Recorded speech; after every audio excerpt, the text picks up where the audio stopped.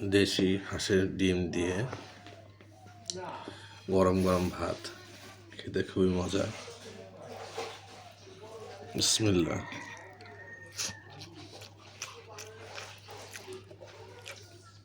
ডিম